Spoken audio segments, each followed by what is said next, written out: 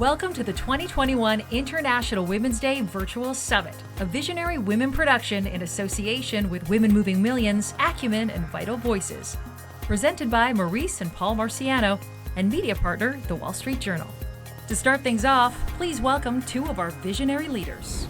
Welcome to the Visionary Women 2021 International Women's Day Summit, a global vision for a better future. My name is Angela Nazarian. And my name is Lily Bossi. We are two of the co-founders of Visionary Women. Visionary Women is a unique nonprofit community of women dedicated to improving the lives of women and girls and funding on a global basis high-impact initiatives. Visionary Women has become the premier platform for the exchange of ideas, featuring some of the world's major thought leaders and change agents. It is our sincere pleasure to welcome you to our first virtual celebration of International Women's Day. Today, Visionary Women has joined with three change-making organizations that are a force on the national and international stage: Acumen, Women Moving Millions, and Vital Voices. Our joint initiative of this summit has given us the opportunity to cast our message far and wide, and that message is: there is incredible power in the sisterhood of women joining together. Our collective voices can and will generate change for the betterment of women today. There will be three separate panels. Each panel will be discussing the most important issues we face in today's complicated world: equity, peace building and unity, and how to get there. We hope that these conversations spark learning, reframe some questions, increase collaborations, and ultimately lead you to tap into your power for more inspired solutions. We are at a time in history when the challenges are great, but the possibilities have never been greater. I want to begin by thanking Angela and Lily for bringing us together, two visionary women that each of them is, for this extraordinary convening and observance of International Women's Day. And I'm so pleased to be part of this Vision for Peace segment of our coming together today. Women all over the world have been on the front lines as peacemakers, sometimes unheralded, sometimes unrecognized, but they are doing that hard work. And two exceptional women peace leaders are with us today. They are both, rightly, Nobel Peace Prize winners. They exemplify what it means to be a peace builder. Don't anyone ever tell you that women can't bring an end to war, because that's exactly what they did in Liberia. Simple women, market women who had very little, but were the glue of that society. Muslims and Christians alike came together in a nonviolent protest movement every day in every way they could. Lema Gabawi was among them in a significant way. They were not achieving their goal to have an end to the violence, and so they decided they would march on the presidential palace to get the notorious Charles Taylor, who was the rebel leader in the country, was the president, to go to the negotiations that he had refused to do. And so they marched to the palace, and Lema, at the head of that group, spoke truth to power and read the statement of the women for an end to the violence and for negotiations that would bring an end to the violence. He went finally to the talks. They were taking place in the neighboring country, and many of the women went there too. And they surrounded that conference building, a hotel. And they said, word got to them, they said they would not leave until the men reached an agreement to end the violence. And so they stayed until that happened, encircling the building with themselves. Truly a courageous, courageous act, an evidence-based case, if there ever was one, of how women contribute to the peace and make an extraordinary difference. Tawakkol Carmen was a leader of the Arab Spring in Yemen, the effort to realize women's rights. They had one of the highest incidents of child marriage. Women's rights were not really chiseled in law that they should, the way they should be. They were struggling for democracy. They were struggling for peace. And they came together with others in a movement to achieve peace, to achieve social change. It's a very traditional country, and women, the Muslim women, were not expected, for the most part, to be out in public, to leave their homes. And there they were in the main square for days and nights, advocating, protesting the current situation so that a better day would come. And I will never forget when Tawakkol told me one day after that, she said, the women of Yemen woke up and they will never go back to sleep. And even though Yemen is enveloped in another war, I have every confidence that the women, the brave women of Yemen, smart and participatory and engaged, they will stay at it. And one day they will achieve a peaceful and democratic Yemen. So two remarkable peace builders who are with us today. I just want to say that when they were awarded the Peace Prize, the Nobel Committee noted that we cannot achieve democracy, we cannot achieve lasting peace in the world unless women obtain the same opportunities as men to influence development at all levels of society. So let us all continue on this journey for full equality and for peace. I co-wrote a book called Fast Forward. And in it, I say that each of us has power. It doesn't matter what we do, we have power. And when we take that power and unite it with purpose and connect with others, there is no telling what we can achieve to accelerate a better world, to accelerate progress for women and girls, and to accelerate peace. With the intense challenges shared around the world, I hope that this discussion inspires all of us to work toward a safe and more peaceful world.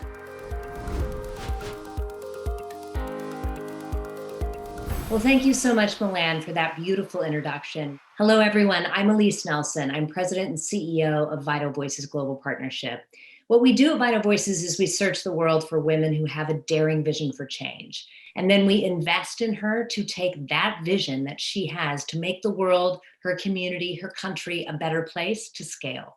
What I firmly believe, having worked with women leaders across 182 countries, all over the globe over the last 25 years, is that women really do lead differently. And that difference, I believe, is precisely what our world needs today. I am so honored to be in discussion today with Lema Bowie, the Liberian Nobel Peace Laureate. Welcome, Lema. Thank you so much for taking the time with us today. Thank you, Elise. It's a pleasure to be here. So Lema, you grew up really, since the time you were a teenager, very much against the backdrop of war and of violence.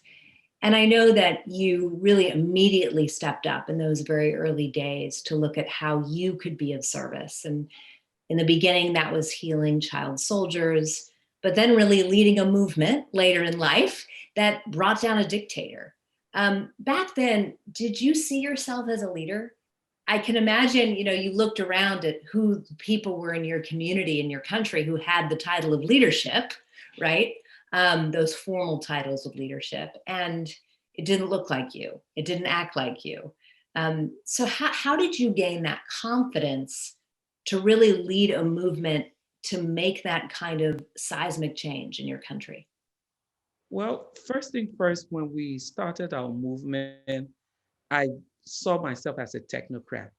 I did not want to be in the forefront. I wanted to be in the back, dreaming, visioning, writing, doing whatever the women wanted me to do.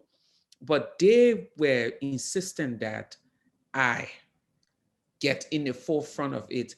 And so the courage to lead, or the courage to be in front of the world or in front of the nation, was primarily because of those women. They were the ones who had so much confidence in my ability, so much confidence in my commitment, because again, as someone who was the technician, I showed up early and was the last to leave. And so for them, those were the mark of a true leader, and I had to be their leader. So it was a difficult thing for me to accept, but it was easy because I had a cushion. I would say because I was insulated by those women at the initial stage from whatever backlash was coming. They served as the ones to deflect it. And when I got comfortable, then they were able to pull back. Was there a moment in that struggle where you realized, okay, change is actually possible? Or did you always know that? No, there was a lot of doubt because of the roller coaster ride of peace processes. We were committed, but then you always score one victory, and then you took 10 steps back in terms of the attacks, in terms of the death. So it was very difficult to really hold on to, oh, this is certain. What was certain was our determination that we're not going to stop doing whatever we're doing until we saw peace. So it got tough some days, especially for me. I questioned the whole essence of a nonviolent movement. Yeah, we were a group of armless women. And I would say one thing, it became difficult when the rest of the world, in my opinion, who should have seen the value in our work, continue to place more value on the men with guns than the women who were trying to build peace. So those were the moments where I questioned my socialization. I questioned the world and the way it functioned. And sometimes it was difficult for me to get up and get in front of those women because I too was losing faith in the process that we were in. But my faith, the loss of faith, was primarily tied to those in our world who were supposed to be the ones leading and guiding and helping to push peace forward, rejecting us. So a typical example of that was as we're coming to the peace talks and us going to the UN and other agencies to say, can you include us as observers to the process? And them saying, absolutely not, because we don't know this group and we don't know how legitimate you all are. So those were the moments that, yeah. You, I know, worked really across those lines that typically divide in bringing people together in your coalition, the Interreligious Coalition, Women's Liberia Mass Action for Peace movement, which I would imagine really was critical in having that sort of large, broad coalition. Can you talk a little bit about how you were able to bring together women from different sides to come together and see that peace was a place that you could all meet in the middle? Well, the one thing, and that's why I started with being the technician, because my head is of such that when everyone is calculating problems, I'm calculating what opportunity there is in the midst of those problems. So, doing my own analysis of our war, I always saw how groups disintegrated rather than came together. So you had ethnic groups who were from the same area splitting apart, people with the same political ideology splitting apart. So when it was time for us to do peace, I didn't want us to do peace separately. I was hopeful that we would do peace collectively because all our nation had seen was division that pushed us further and further into a violent war. So it was difficult, I would say, but it wasn't very difficult, I would say, because what we needed in that moment was the re-socialization of the women. Mm. A re-socialization of an understanding that they had a role to play in the peace process. Liberia is a nation that when it gained her independence in 1847, women, property owners, were allowed to vote in the 1950s.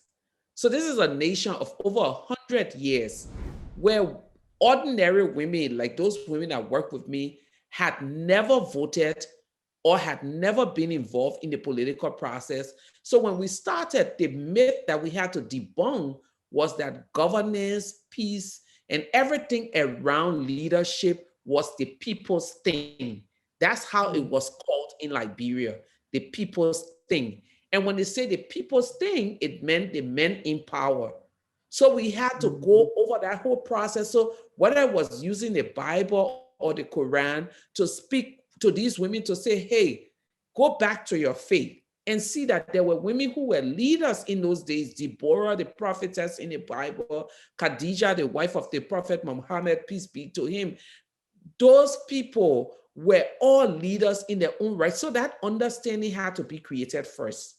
And then the second thing that had to be created was an understanding that, yes, our nation had been divided by all of the different things, but we had one thing in common, and that was our gender. So the question is, does the bullet know a Christian from a Muslim, or does the bullet, when you were raped, or when the men came and attacked, did they ask if you were Muslim or Christian before they raped? No. What they were looking for was the private part of a woman.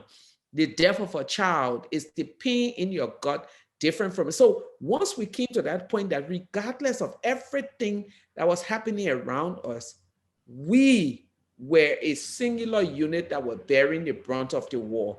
So once that message sunk in, it was very easy for us to take that journey. But it took almost a year for us to get that kind of re-socialization to happen with the women. Wow. I mean, that is so powerful. And I think also just that you took that extra step, right? I mean, it's not one extra step. It is many extra steps to bring in women across those lines that were at that time really dividing them, right? Those religious lines, those community lines.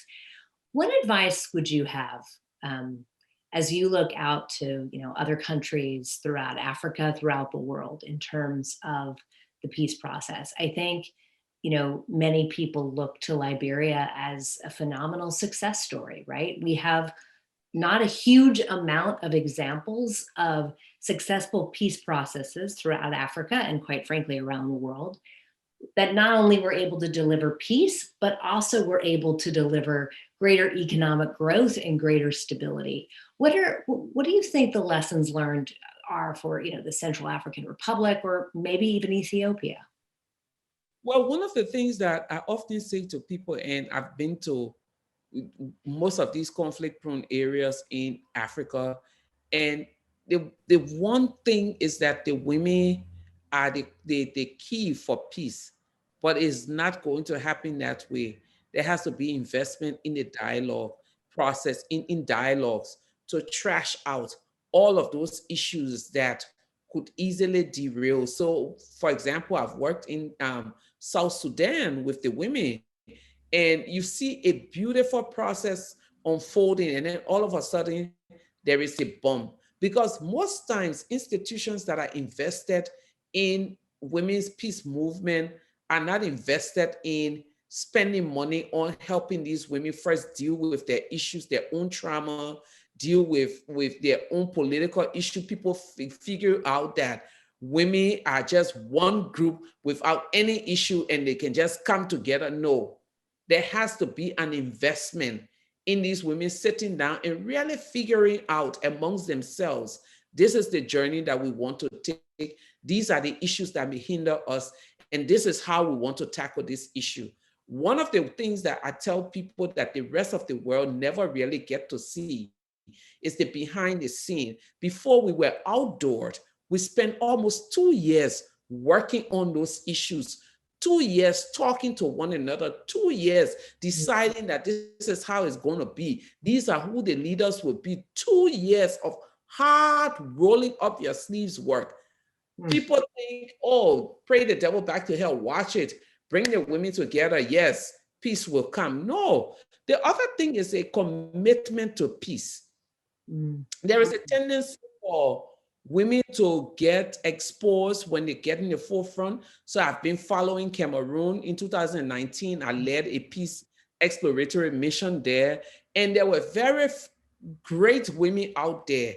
So all of a sudden, one woman gets invited to the UN, another woman gets invited to France, and all of the different places. The temptation of flying and becoming a peace tourist is so high that at the end of the day, the actual work gets abandoned.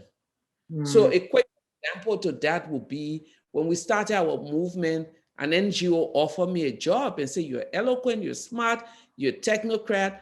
I wasn't making a dime working with those women. We'll pay you $1,500. We'll fly you to the US. We'll do this. And my answer was absolutely no.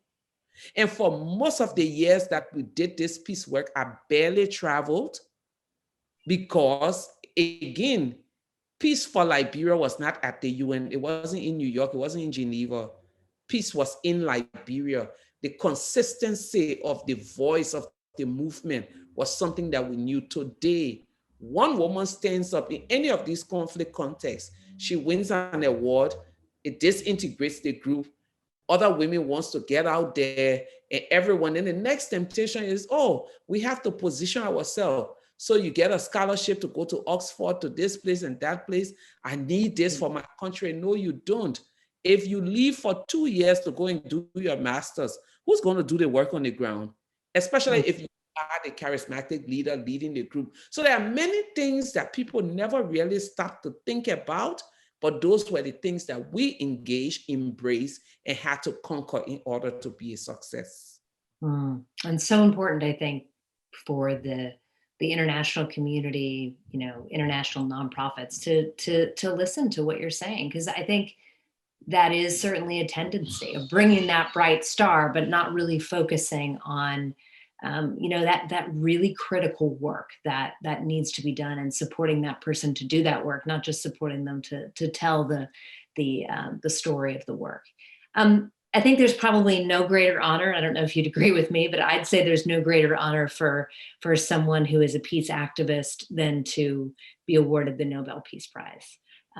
Obviously, it means so much. It is a very small and elite club, particularly for women.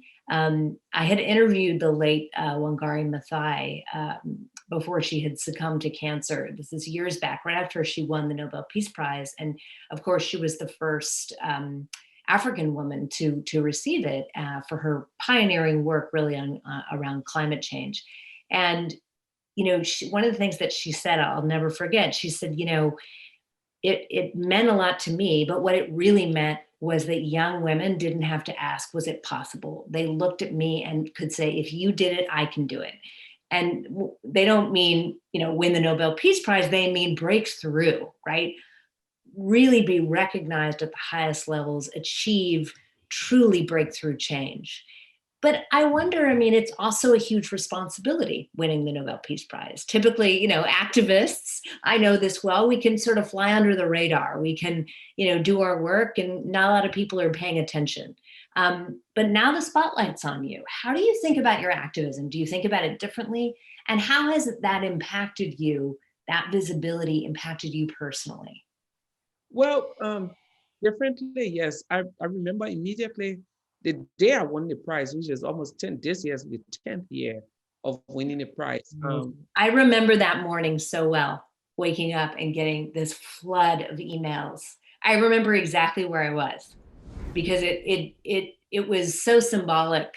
And you think about it, I'm an American woman. Why is it so symbolic to me? But I think just the recognition of the critical role of women in peace was just, it was a beautiful tribute. So I'm sorry to interrupt you. Just had to add that in. One of the first people I talked to on that day, and I still remember maybe 3 or 4 of the calls I got, but Desmond Tutu got on the phone and said, my daughter, we have to have a date.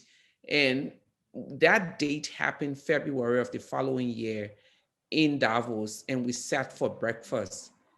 He said 2 things to me. He said many things. I had a notebook taking notes, but 2 things stuck with me. He said, do you know why Mandela was so loved by his people? Madiba, he used that name.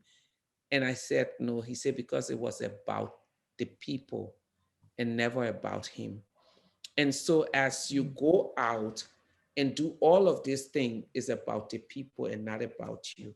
The second thing he said to me, which has stuck with me and has really informed the way I do my work now, is remember you are a Nobel laureate. Whatever comes out of your mouth becomes a quote. And so even though it sounds like what you say, but it's also what you do, remember that there are many examples. So there is this moral burden to speak out, but there's also this moral burden to speak right. The difference is I speak out, but am I speaking right?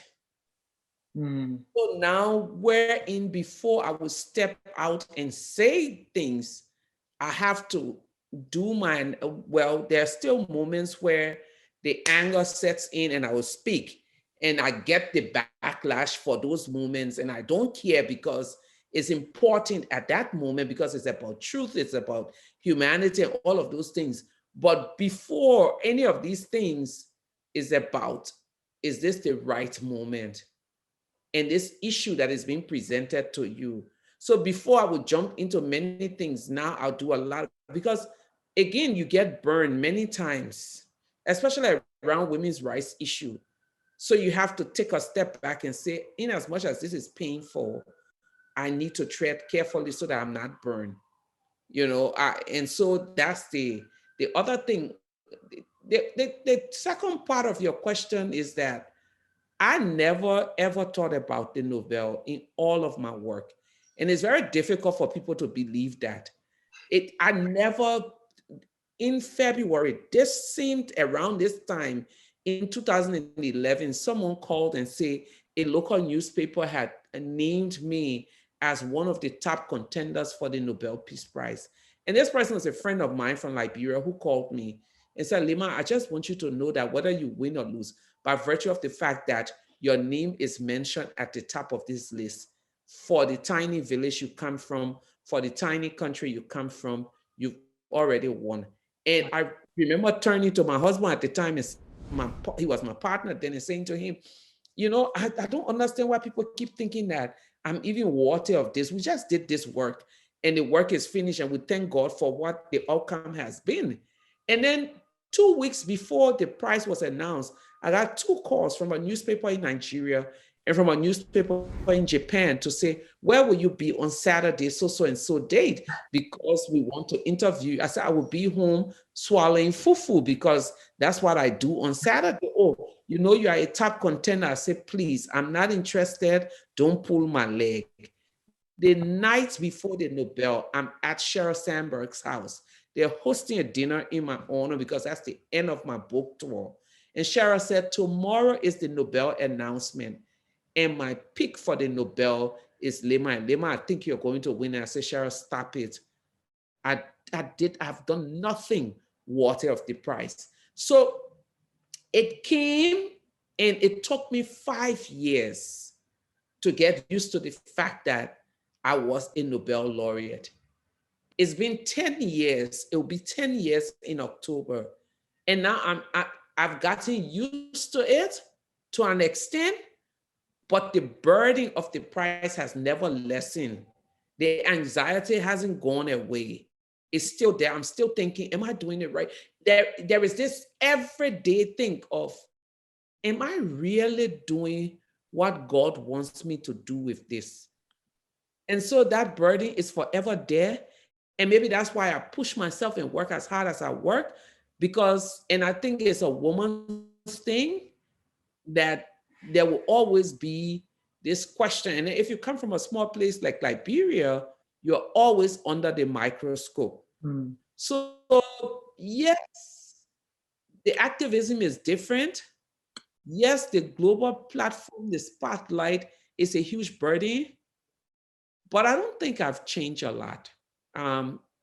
But it's I don't also, think you have either. And, you know, I think in a year where leadership has been under the microscope, right? I mean, we have seen the real life impact, life or death impact of leadership in action.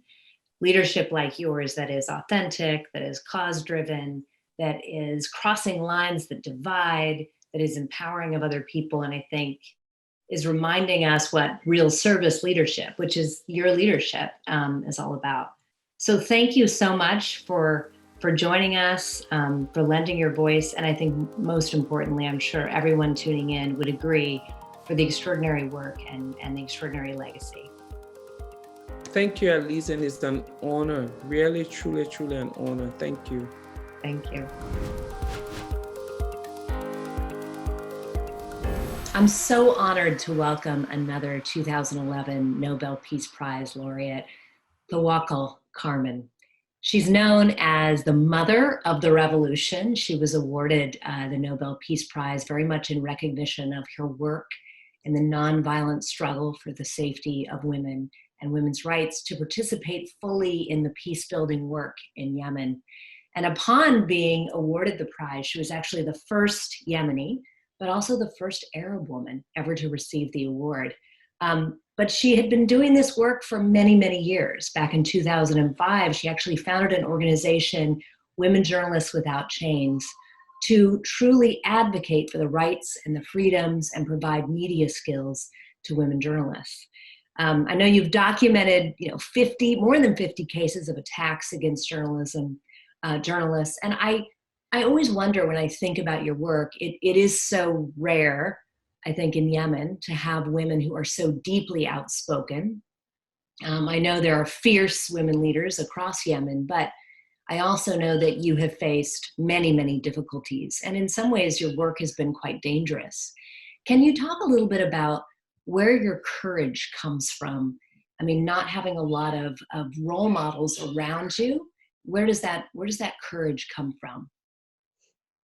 First of all, I'm so happy to be with you, Alice, and happy International Women's Day for every woman around the world, especially those women who struggle for freedom, for democracy, for rule of law, especially those women who are in the prison, sacrificing for the freedom of their country, of their society, and of all people around the world, that that they should live under a new world, free from corruption, free from tyranny, free from injustice.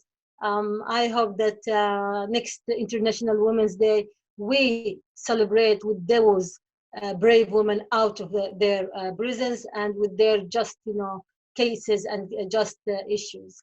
Talking about myself and my struggle in my own country, Yemen, when you ask me about from where did I bring my brave or courage to fight peacefully against the dictatorship, I will tell you that it came from the belief of my issue. It came from the belief of my own people, of the will and the dream of my people, that one day they will believe on the same dream. They will follow the same struggle and the same chants and the same goals that I called for. So the belief on the people gave me a lot of courage, even if when I was alone in the beginning of my journey. But my belief in my dreams and my belief on Yemeni people give me all that my courage. Mm. We had a wonderful discussion with Laima Bowie, who of course is your fellow sister in the 2011 Nobel Peace Award. And, she talked about the importance of bringing women together across those lines that typically divide us, right?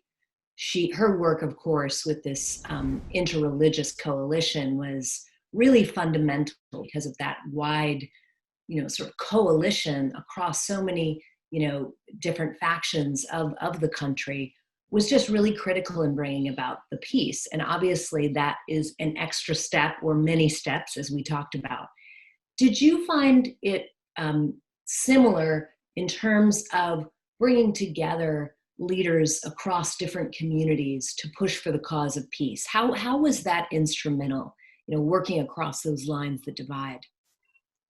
Of course, it was very critical, and it was really a big challenge, big obstacle in front of us, in front of me as a woman, first of all, as a woman in a so-called conservative country and conservative society that believes that women should play a traditional role.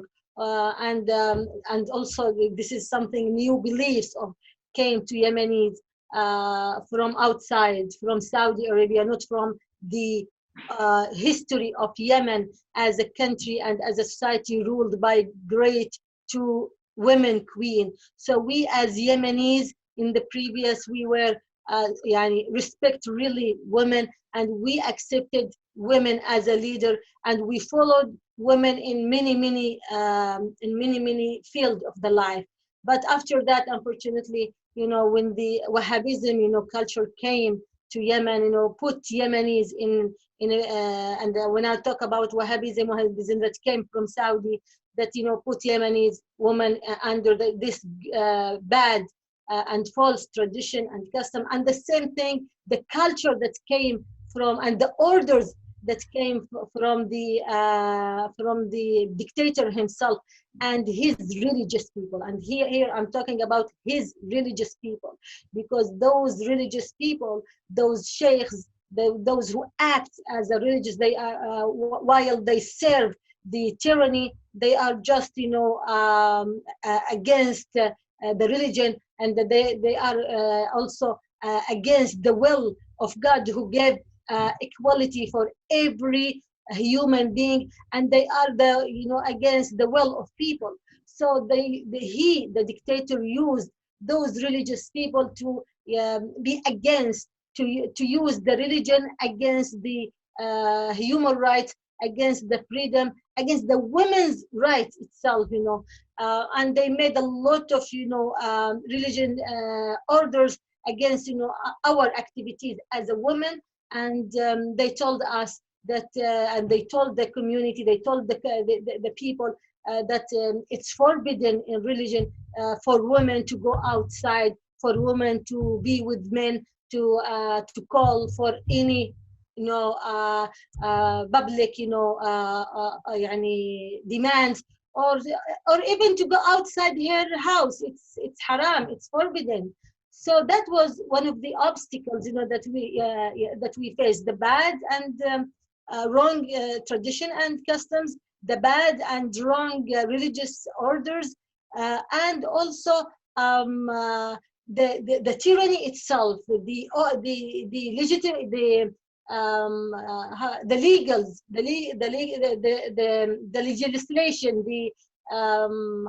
the laws itself doesn't help women. So all these obstacles was against us as a woman, against our demands, against our dreams for freedom, for equality, for justice, for democracy. But we faced them all. We didn't listen to all that. We didn't. We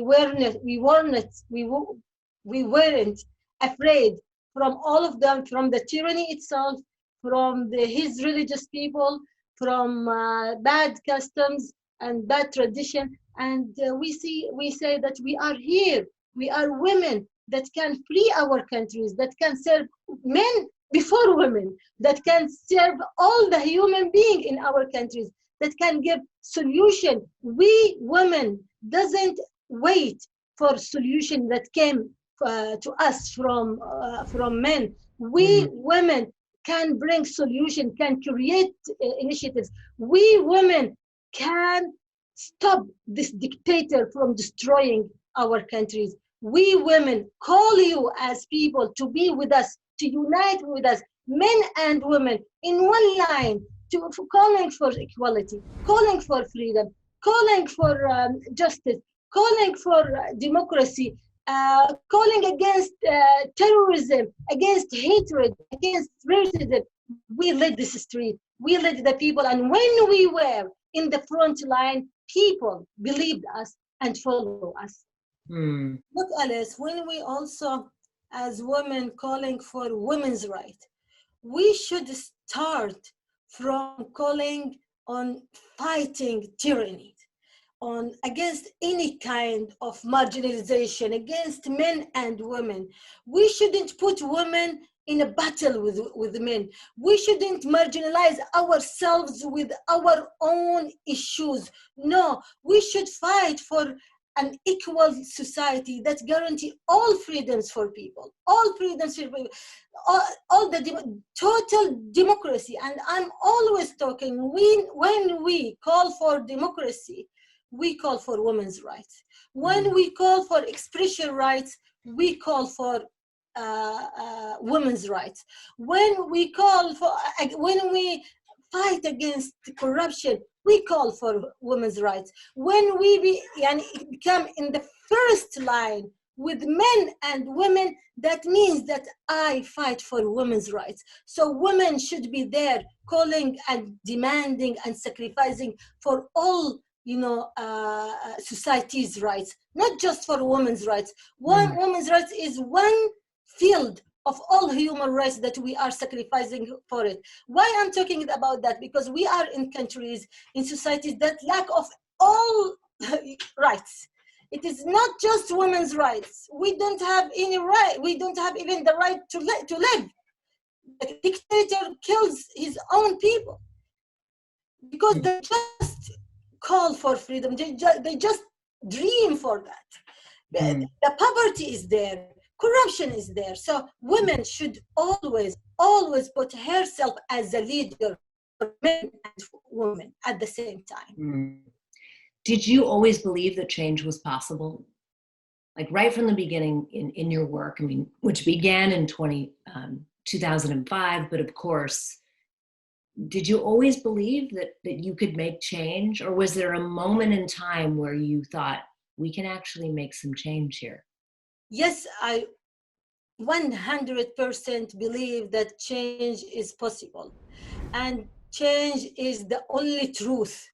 That when the people believe on it, when the people start dream on it, start believe that they can do it, we start to lead it, not to wait for it. So change is possible when you lead it, not when you wait from anyone, from any parties, from any NGOs, from any person to make it. If you want change to happen, you should lead it. So, and this is what we women do it in our Arab Spring struggle, in our Arab Spring sacrifice, in our Arab Spring dreams. When we dreamed for change, we decided to lead it. And because of that, you saw women in front line with men and before men, to lead, the journey against dictatorship. And because of that, you are seeing now how the prisons of dictators in the region full of women. In Saudi, in Emirates, in Yemen, in Egypt, in Syria, in Libya. So it's full of women who led this, this dream. And why? Because they decided to make change, and they decided to don't fall. They decided to don't fail, in their journey. And so change is happening, will happen if you lead it, if you believe it, and also if you sacrifice for it. You had mentioned the corruption and obviously government repression, and you had in 2007 begun these weekly protests in Yemen. But then after 4 hard years of that work, the Arab Spring happens. How did that impact your work? Because you were obviously very focused on Yemen and what was going on there, rightfully so. But then all of a sudden you begin to see these uprisings in other countries throughout the region. I can only imagine that must have given you such sort of confidence and hope that this was happening around the region, and that there were so many women, not just sort of shoulder to shoulder with men in the streets and in the square, but really leading the charge. Look, Alice, it's, that was the biggest moment of my life. And that was the biggest one that I believe more on my beliefs. Look, when you ask me from where did you bring your brave or your courage, I told you that I believed on the will and on my people, that one day they will listen to my calls. One day they will follow my dreams. One day they will be more brave than me, and they will lead the same chance and the same goals for the freedom and equality and democracy that I called for many years. And I entered to the prison for this, calls and these demands. And that is exactly what happened when Arab Spring came. Do you know, you're reminding me of a gathering that I was lucky enough to attend in Egypt that brought together women from throughout the region in 2011. And I remember talking to Manal al-Sharif from Saudi. And she was talking about how seeing women take to the streets gave her the courage to be even bolder. And, other women saying, well, when I saw what you did and your courage to drive when women in Saudi Arabia are not allowed to drive, and it's not about driving, it's about those larger rights. It gave me hope. And so I stepped forward. And it was such a beautiful moment, because you really realized that, they were really only seeing each other maybe through TV, but probably more through social media, what each other were doing. And you saw the beauty of that, the beauty of that sort of. I really, as I told you, I felt that it's my own victory. As Tawakkul, it was my own victory, because it was a really big challenge, and I remember after, the dictator kidnapped me and put me in the prison. And when I get out from the prison, I had a lot of visits from my friends, from EU, from America, and also my family itself. They were so afraid, and they told me, Tawakkul, you are alone. And that was in January 22nd. And Tawakkul, you are alone, and nobody will follow you. You are alone. You are a woman, and you are alone. Yemeni people will not believe on what you are doing, and they will not they will not listen. And I told them, you will see. Those poor people, you will see how there will be millions in the street. Calls for democracy, for freedom, and calls this dictator to leave. And how they will continue their struggle until a great victory. They told me they will raise the weapons in front of the dictator. It will cause a war. I told them, no, you will see how those people will carry the flowers in front of the violence of the dictator. They told me, Tawakkul, you are only women. I told them, you will see how many women will be in the front line. I will not be just the only leader. You will see women's leaders. And that was just expecting. That was just dreams. And that was just beliefs. And that is exactly what happened after February 11, when all Yemeni people gathered and go to the streets and make, a great, struggle against the dictator without any one bullets, while they have more than 70 million pieces of weapons. I can only imagine how that sort of small club of women Nobel laureates, particularly you and Lema, and of course Ellen Johnson Sirleaf, former president of Liberia, together, obviously there, really had I think that sisterhood. And can you talk about that and the importance of that support? Obviously, it's always important, but when you're in the spotlight as an activist, I can imagine it's even more important. what my sister Lima said, that it is, that Nobel, give us more responsibility, and it's bring more weight to us, to our, back.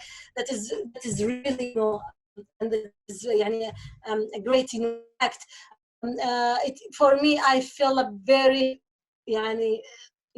it's really a huge responsibility as a Nobel Peace Prize laureate, how to serve the values that, that support peace, that support nonviolence, how to make my voice stronger and as it was before winning the Nobel Prize and after winning the Nobel Peace Prize. But the more thing, the most important thing, that it gave me more way and more concern, that some people doesn't understand what does that mean to be a laureate, carrying this great, prize. Some of people and some of NGOs and some demands, they want us, or they want me to compromise, to be calm, to have another voice than the voice of Tawakkul when she won the prize. They said, no, Tawakkul, you should be some, calm, in front of, the crimes of Mohammed bin Salman, the Prince Crown of Saudi, or Mohammed bin Zayed of the Prince Crown of Abu Dhabi, or Al-Houthi, the leader of the militia in Yemen, or Al-Sisi, the leader of the military coup in Egypt, etc., etc. They think that as a Nobel laureate, you should be, your voice should be low, and you should smile for everyone, and for and you should put all of them in one table and lead as a holy woman or a holy man. And that is not, for me, no, this is not my position. When I won Nobel Peace Prize, I won it for my brave. I won it for my louder. So yeah. Louder voice. So sorry, this is not my position. My position as a Nobel laureate, when I win Nobel Peace Prize, I win it because I am Tawakkul, that woman who told the dictator to leave the authority. I win it because my louder voice. I win it because my call and my fight for justice, for equality, for democracy, not for shaking hands with dictators, not for shaking hands with those criminals. So I will keep my work as a Nobel Peace Prize laureate, as a great peaceful fighter for freedom and equality. And I will not listen to those people who want me to go, behind the scene and just see the warrior play the game and say, and tell, please be quiet, be quiet. No, I will tell them, you are the criminal, and I will follow you until putting you in the prisons as the war criminals. Tawakkul, thank you so much for your brilliance, for your activism, and I have to say, for staying true to your authentic voice and not letting this great prize dull that extraordinary spirit of yours. I also I think taking away from this conversation, I'm reminded of something that a great leader once told me, which is the difference between good intentions and great leadership is the courage and commitment to stay the course, no matter how difficult the path. And you've done just that. I cannot thank you enough for all those years of staying the course and for all the years to come. So thank you. Thank you, Alice. Thank you. Visionary Women is a unique nonprofit community that's dedicated to supporting and funding high-impact initiatives for women and girls. To learn more, go to visionarywomen.com and find out how you can join us. Your donation will make an impact on the lives of women and girls everywhere.